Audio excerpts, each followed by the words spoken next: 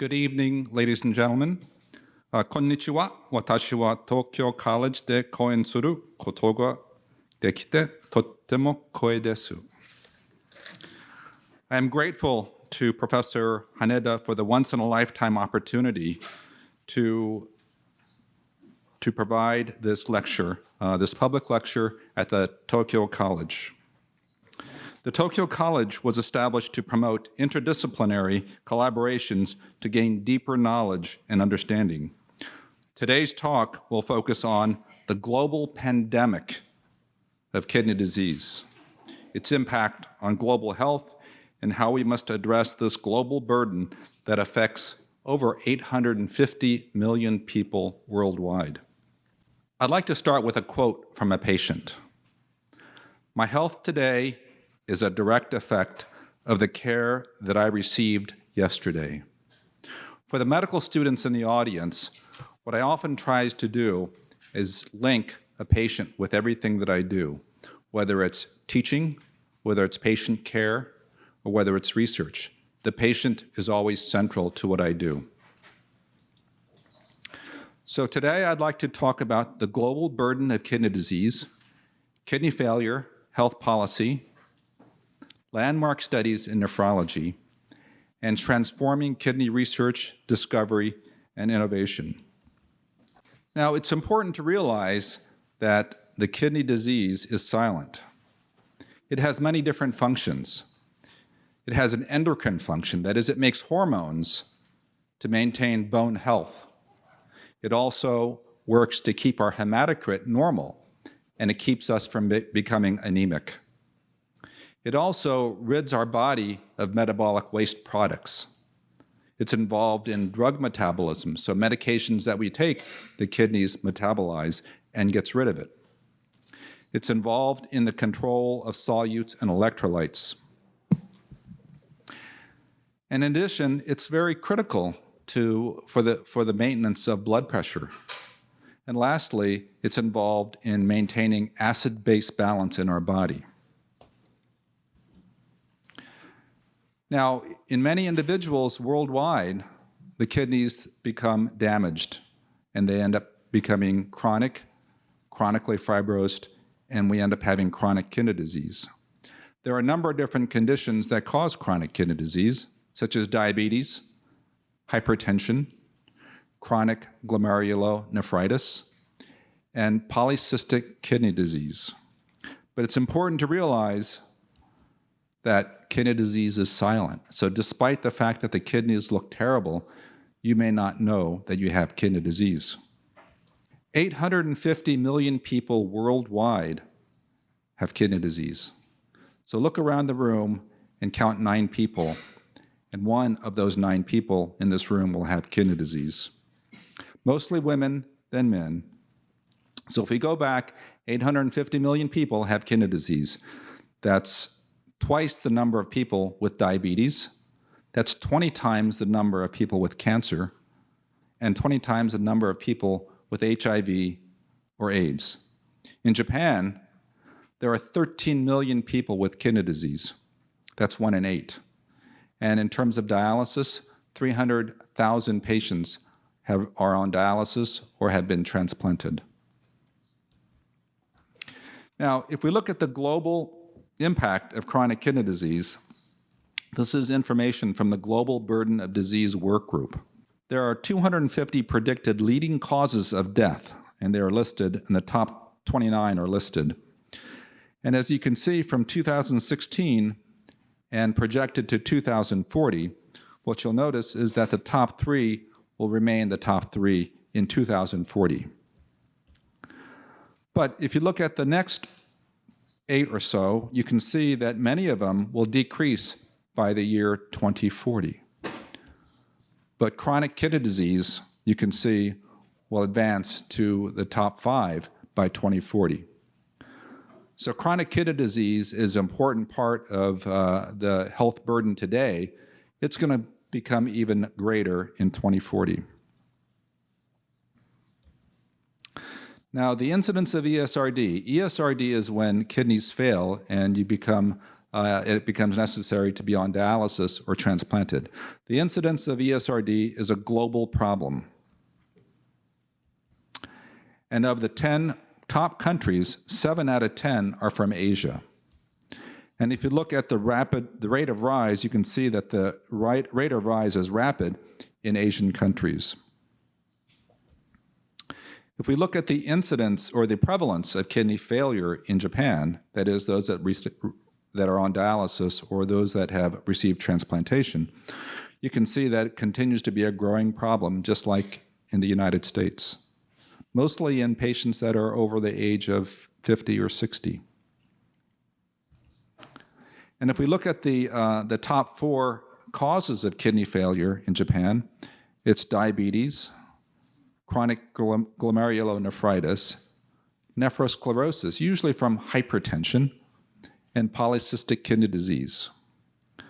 But what's interesting is that although glomerulonephritis is an important cause of kidney failure in Japan, it's going to decrease in importance compared to diabetes.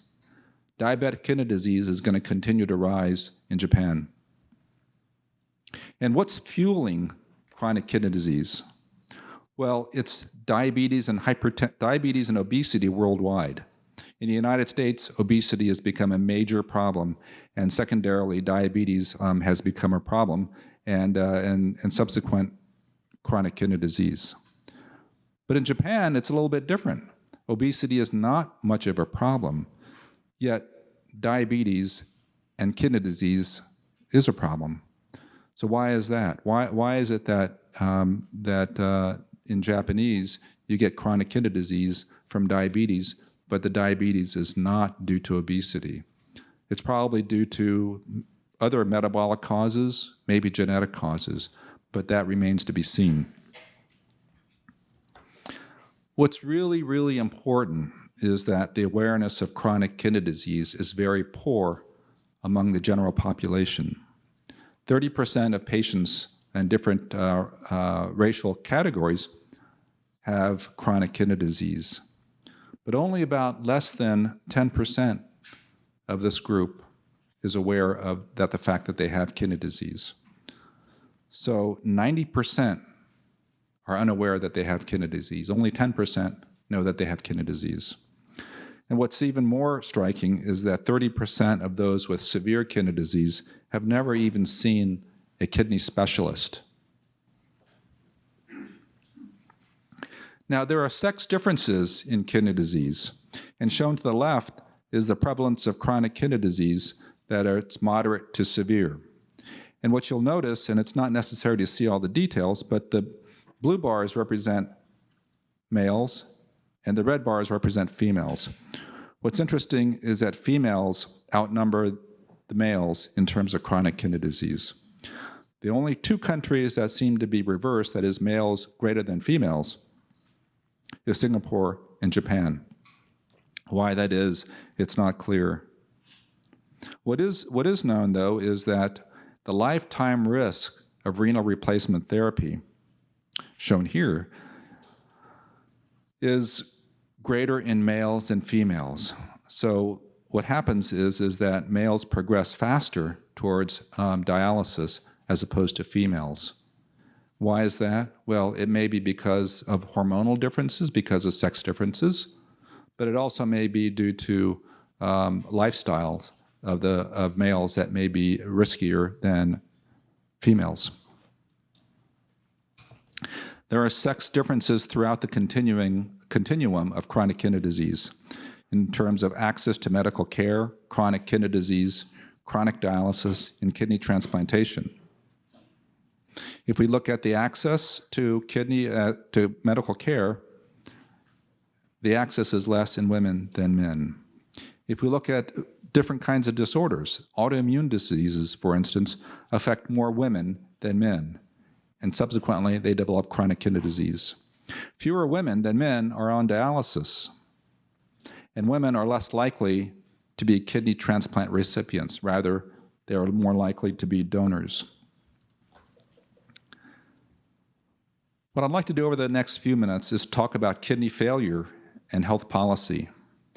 Kidney failure in the United States, that requires dialysis is often regulated by the government. And health policy is important in regulating dialysis in this population. There are essentially three kinds of treatment options for patients who have reached end-stage renal disease. Hemodialysis is one, shown on the left, in which blood goes into an artificial kidney and then it's returned back to the patient. This occurs 3 times per week, about 4 hours for each treatment. Peritoneal dialysis is when the dialysis solution, which is a physiological solution, is infused into the peritoneal cavity. It sits there for about 6 hours, and then it's drained out. During that 6 hours, though, it's extracting a lot of the metabolic waste products and correcting acid-base problems. There are 4 exchanges per day and 7 days per week. This can be done at home. And then there's kidney transplant, in which there's kidneys that are donated either from a living-related or living-unrelated person. It can also be provided by a deceased donor. Now, Dr. Willem Kolpf is considered the father of dialysis. This is a Dutch physician who constructed the first artificial kidney in 1943. Over the next 2 years, he treated 16 patients with acute kidney failure with little success. But in 1945, a woman in uremic coma regained consciousness after 11 hours of hemodialysis, removing all the toxins from the blood. She lived more than 7 years before dying of another ailment. So shown to the right is the drum, the dialysis machine, back in 1945. Now, once they've recovered from acute kidney injury, sometimes these patients require chronic dialysis. Back in 1961, there are many, many patients that require dialysis chronically, but there were only few machines. So somehow they had to decide who was going to get dialysis or not. This was done by the Admissions and Policies Committee of the Seattle Artificial Kidney Center at Swedish Hospital. They were also referred to as the God Committee. They decided who lived and who died. However, in 1972, the President Richard Nixon expanded Medicare coverage. Medicare is a federally funded program to pay for patients that are over 65 years of age. It's an insurance program, or those that have received dialysis. So President Nixon expanded Medicare coverage to Americans with kidney failure. This led to the rise of ESRD programs in the US. So every patient that's on dialysis can receive dialysis paid for by the government. In terms of transplantation, the first transplant was done in December 23rd, 1954. This was the first successful kidney transplant. John Merrill is considered the father of nephrology. Prior transplants were unsuccessful because of immunological rejection. However, Richard Herrick, who was a 24-year-old patient with CKD and severe hypertension, received a kidney from an identical twin. The recipient had a remarkable clinical course.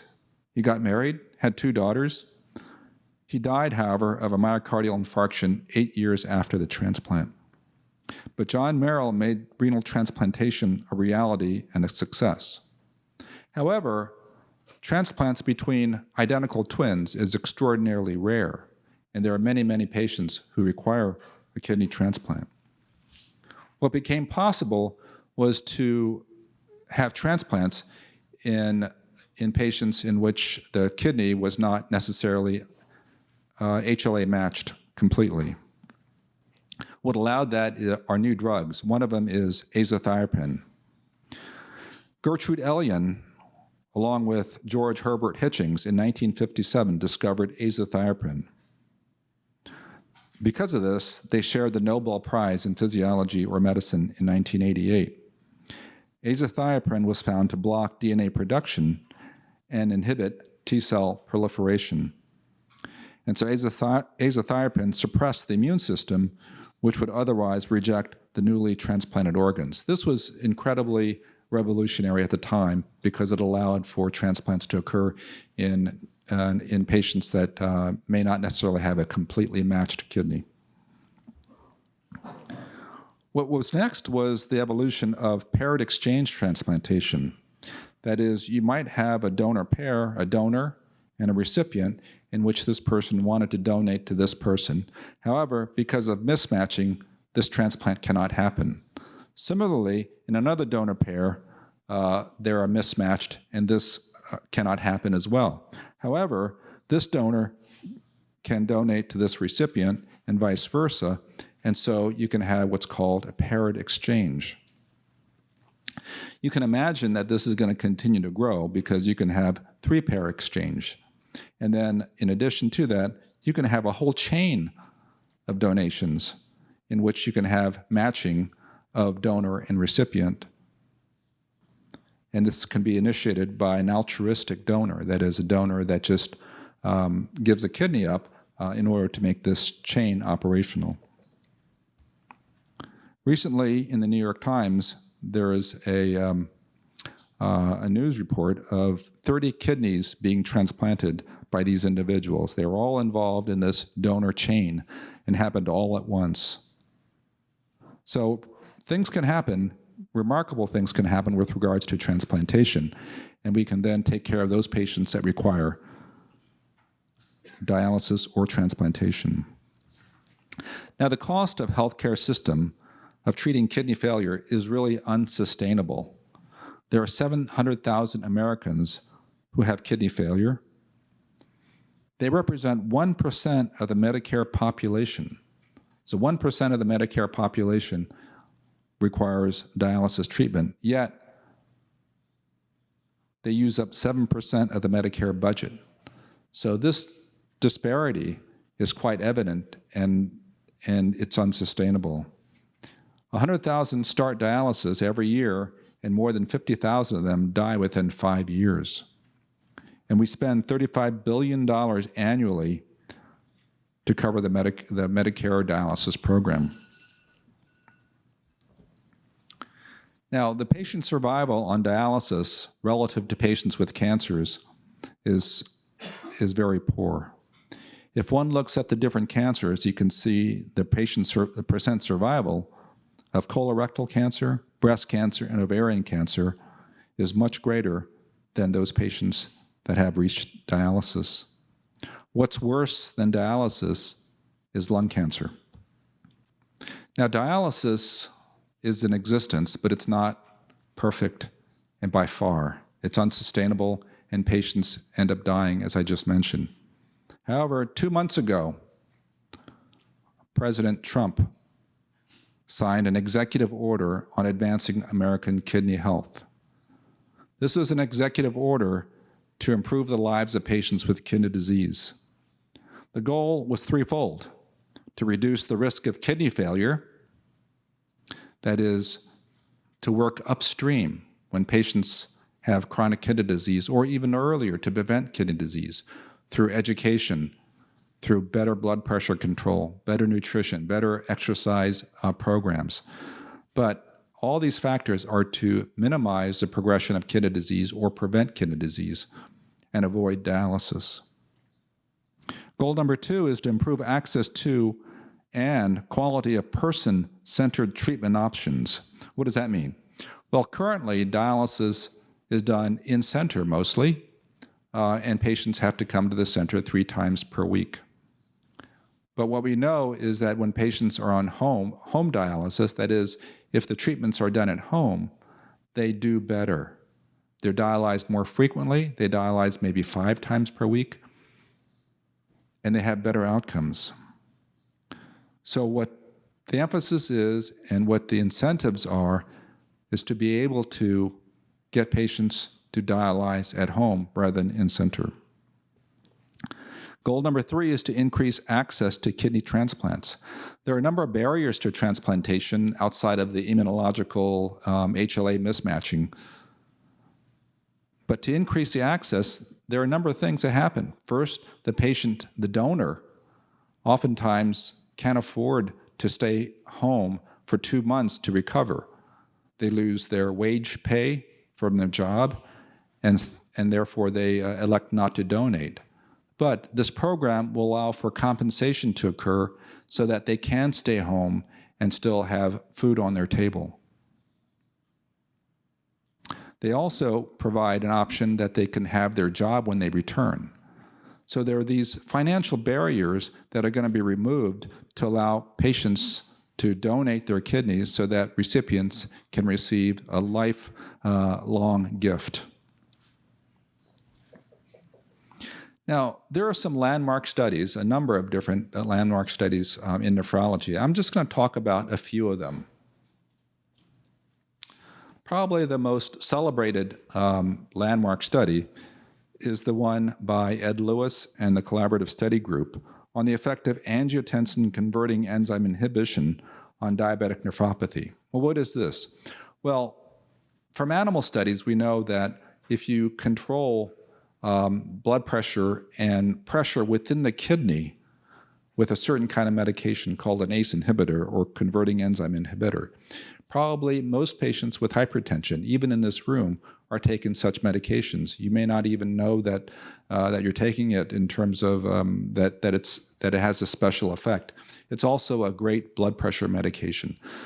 So angiotensin-converting enzyme inhibitors were used to see if they can prevent or delay the progression of kidney disease because this has a special effect to lower the pressure within the kidney. This is the result of the study. You can see on the y-axis, the upward direction, it indicates worse kidney function. And this is time up to about 4 years. What you'll notice is that the placebo group progressed at a certain rate, but the group that was on the ACE inhibitor progressed at a slower rate, and therefore delayed the progression of kidney disease. If you delay the dialysis by a year, you save $100,000 because it costs about $100,000 a year to put someone on dialysis. And in addition to that, you've improved the patient's quality of life. Now, molecular genetics allowed us to discover different genes that are responsible for kidney disease. Peter Harris cloned the polycystic kidney disease 1 gene, which was responsible for the majority of patients with polycystic kidney disease. Steve Somlo cloned the polycystic kidney disease 2 gene, which was responsible for another group of patients that have polycystic kidney disease.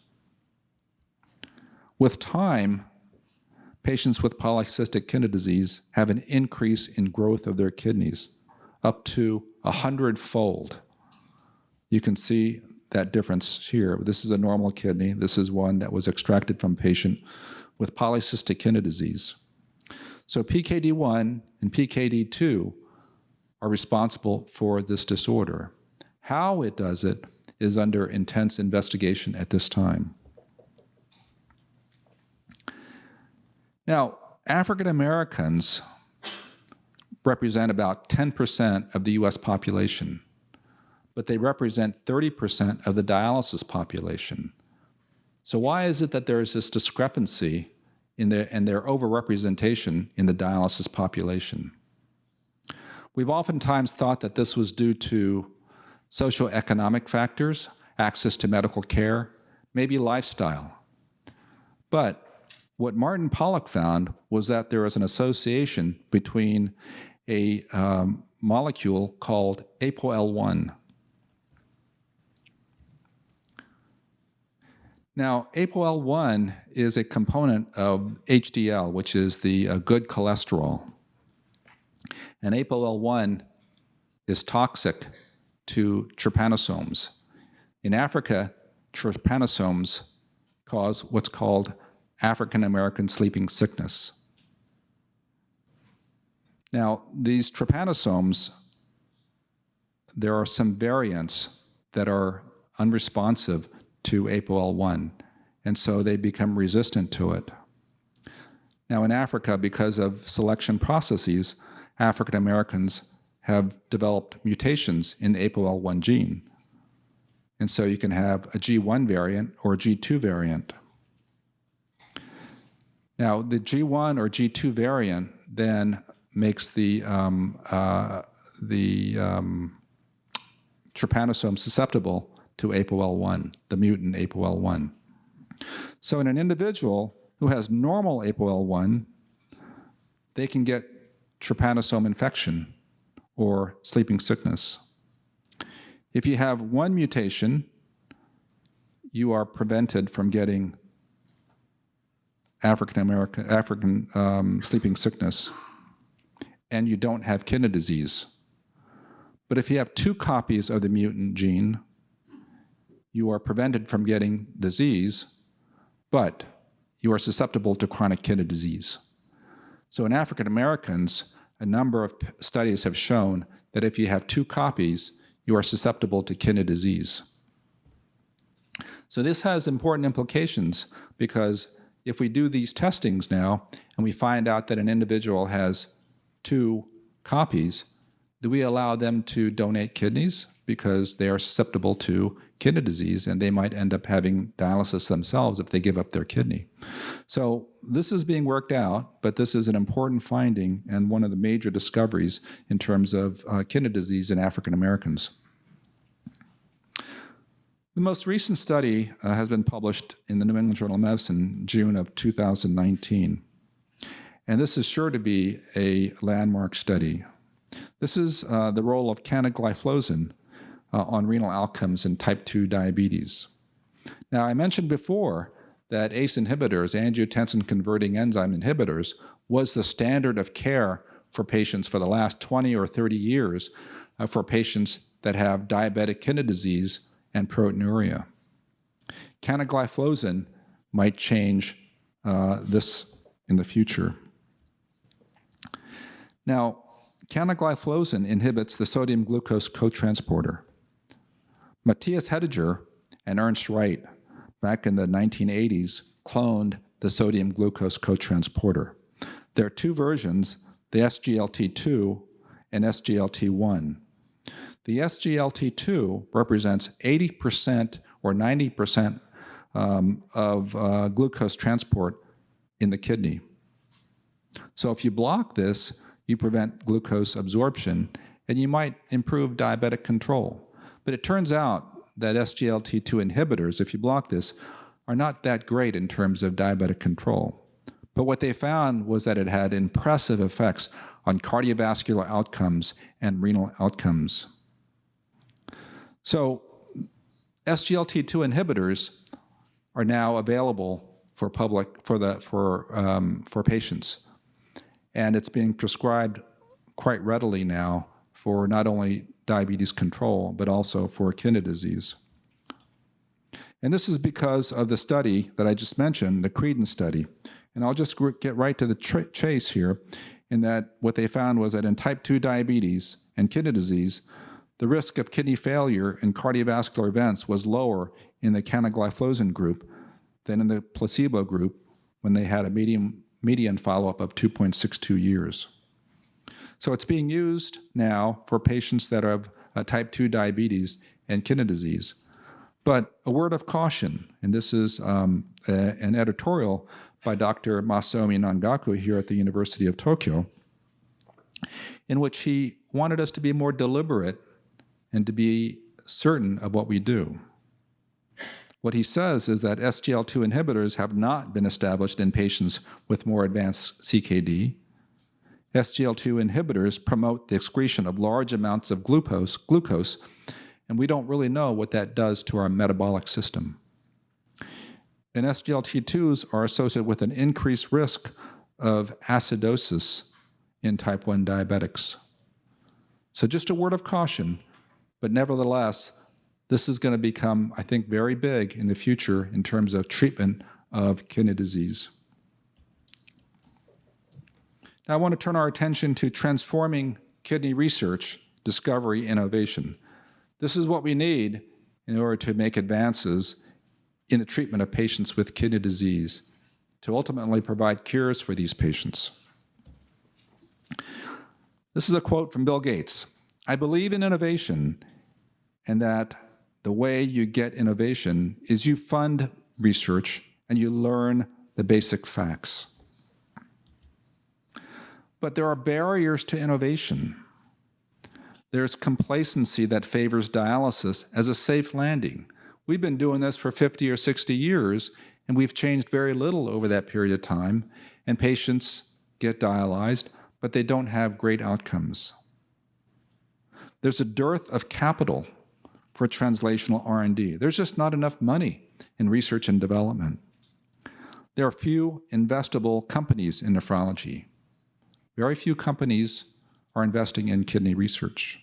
And there's no sense of urgency. This is a diagram which illustrates the problem. This is called the Valley of Death between research resources and commercialization resources. Good ideas often fail to reach product development owing to the lack of funds. There are misaligned incentives and cultural divides. What is needed are public-private partnerships to jumpstart global innovation, to capitalize or to catalyze the development of new products to address significant unmet need of kidney patients. We need to clarify regulatory and reimbursement pathways. The American Society of Nephrology and the Japanese Society of Nephrology have entered into programs, public-private partnerships, to be able to span this gap that leads to product development and innovation in the future. In the United States, the federal government underfunds kidney research. If one looks at the prevalence of various diseases, such as HIV and AIDS, cancer, heart disease, you can see the large numbers are much, much less than kidney disease. Now, the FY15 appropriation to support research in this area is shown here. If you calculate what the NIH spending is per patient per year, for HIV and AIDS, it's $2,500 per patient. For kidney disease, knowing that there are 40 million people in the United States with kidney disease, that amounts to $14 per patient. This is a mere $14, a paltry amount of money to support kidney disease research. Now let's go back to the patient with chronic kidney disease. Remember that this patient is asymptomatic despite the fact that there is intense fibrosis of the kidney. That there are new techniques, new technologies that are being used to address kidney disease. One of the things we noticed is that with chronic kidney disease, there is what's called small vessel dropout or capillary rarefaction. You can see the blood vessels become diminished further and further out from the acute event. And this was nicely illustrated by Dr. Nangaku, which shows the peritubular capillaries in red, and you can see with chronic kidney disease that there is a loss of these capillary network. So without the capillary and without the blood flow to regions of the kidney becomes hypoxic, and fibrosis develops. Now, Dr. Song Hu in the University of Virginia is working on different techniques to be able to measure oxygen tension in the kidney. This is one study called photoacoustic imaging for real-time metabolism in the kidney. It starts with pulsed laser excitation to the kidney. This leads to optical absorption, transient heating. This leads to thermoelastic expansion and acoustic emission.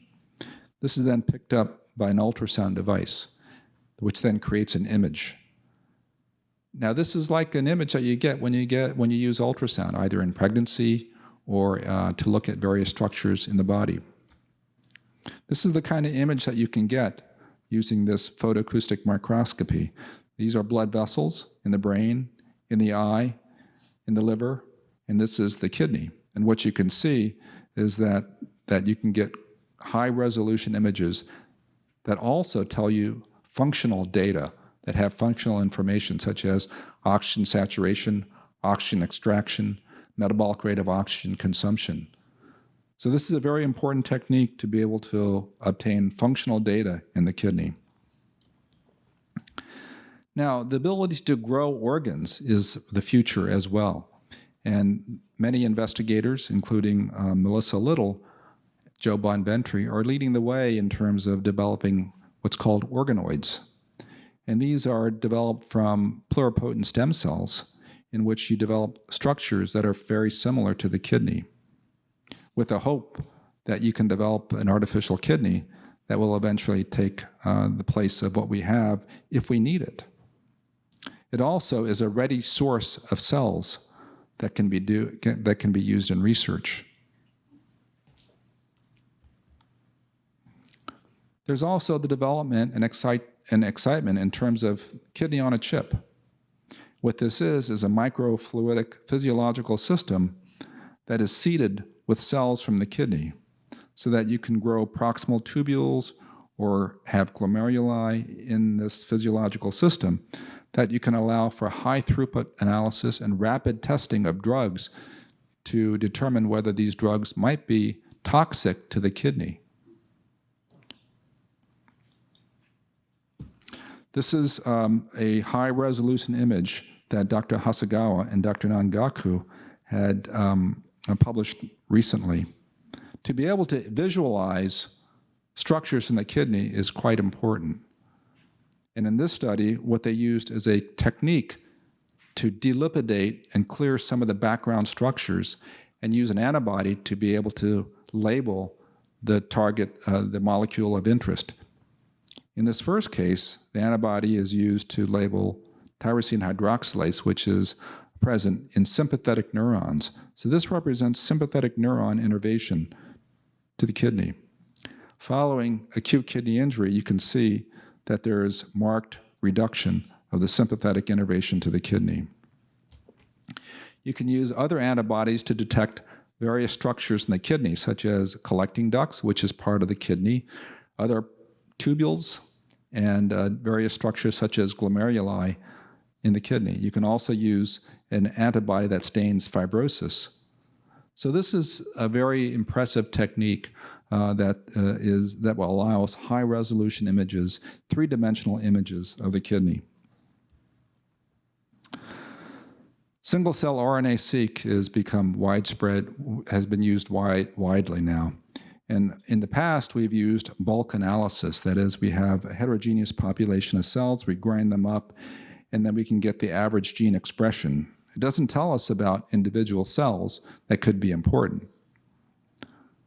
Now, with single-cell analysis, you can separate individual cells and do the analysis on individual cells and determine different pathways of those cells. This is important not only in kidneys, but in cancer biology and many other disciplines. In kidney disease, the microbiome is very important.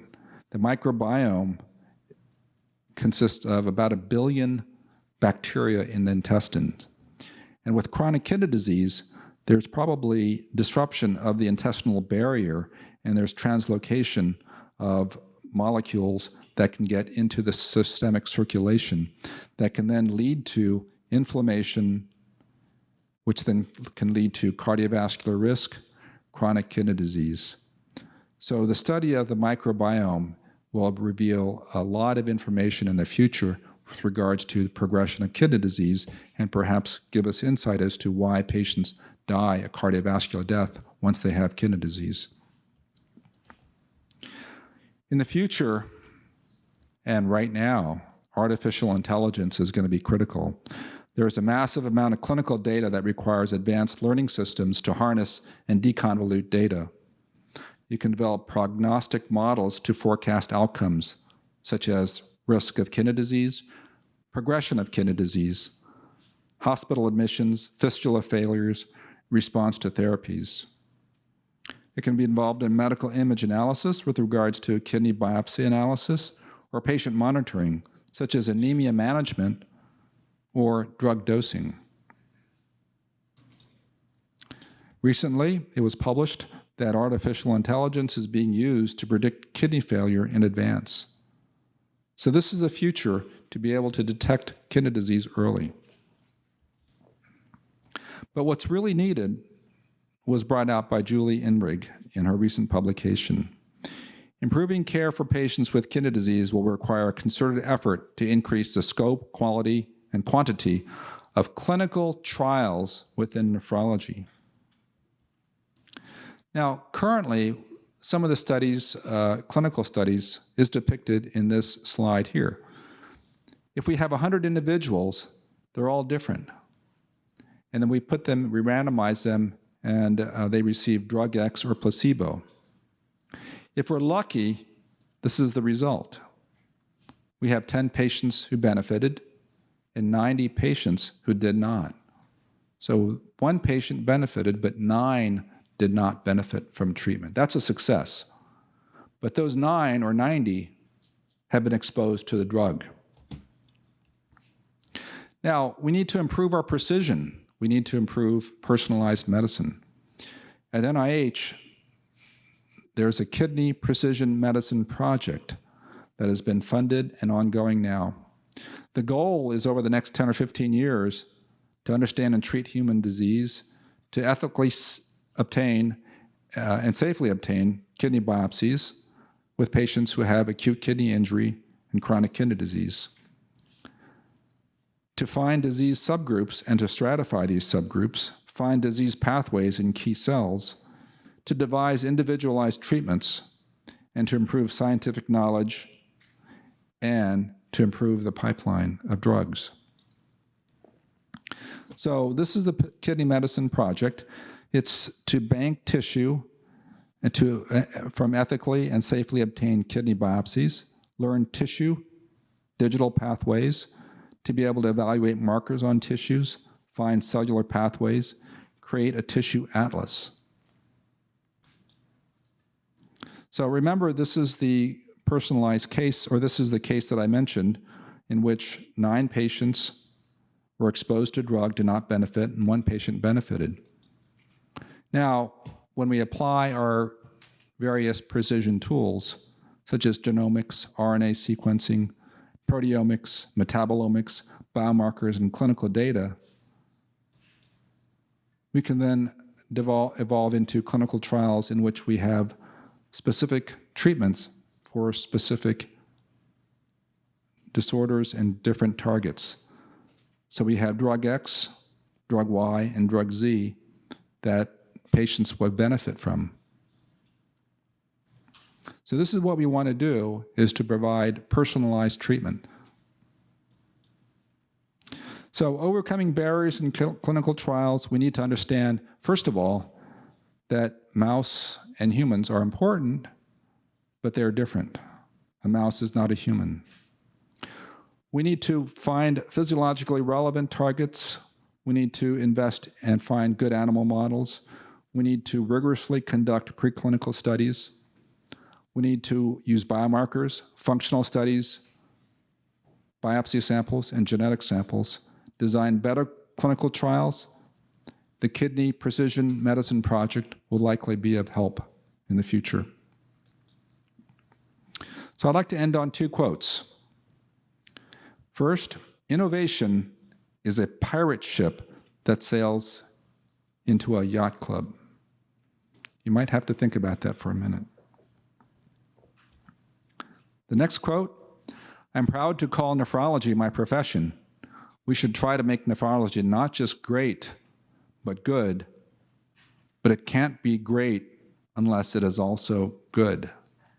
This is a quote from Jim Ryan, the president of the University of Virginia, in his inaugural address on October the 19th, 2018. This is the University of Virginia in the springtime, and this is the Division of Nephrology at the University of Virginia. So I'll stop there, and again, thank you for this terrific honor, and it's probably one of the highlights of my career to be here today. So thank you so much.